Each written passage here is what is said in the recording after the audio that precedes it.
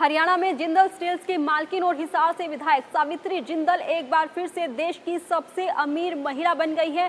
2024 के रिकॉर्ड को उन्होंने बरकरार रखा है और आज के समय में उनकी कुल संपत्ति 39.6 बिलियन डॉलर बताई जा रही है। आपको बता दें कि आज के समय में सावित्री जिंदल देश की सबसे अमीर महिला बन गई है।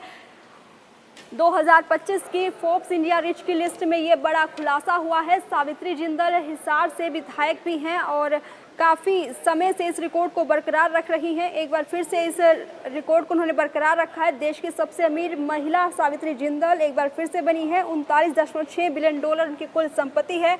हालांकि अंबानी और अडानी के बाद ये तीसरा नंबर है और दुनिया में 48वां नंबर है। 2024 में 2.77 लाख करोड़ की मालकिन बनी थी। फोर्ब इंडिया की रिच लिस्ट 2025 में यह खुलासा हुआ है कि देश की सबसे अमीर महिला सावित्री जिंदल बन गई हैं। उन्होंने मुकेश अंबानी और गौतम अडानी के बाद भारत की सबसे धनी लोगों में तीसरा स्थान हासिल किया है। दुनिया के सबसे अमीर लोगों में सावित्री जिंदल का 48वां स्थान है।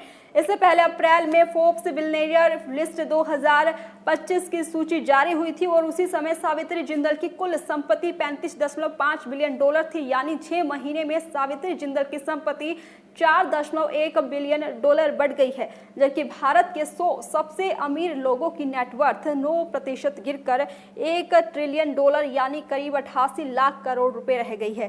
पिछले साल उनकी नेटवर्थ 1.1 ट्रिलियन डॉलर यानी करीब 97 लाख करोड़ रुपए थी। ऐसे में जिंदल समूह लगातार आगे बढ़ रहा है। सावित्री जिंदल हिसार विधानसभा सीट से जीतकर विधायक बनी।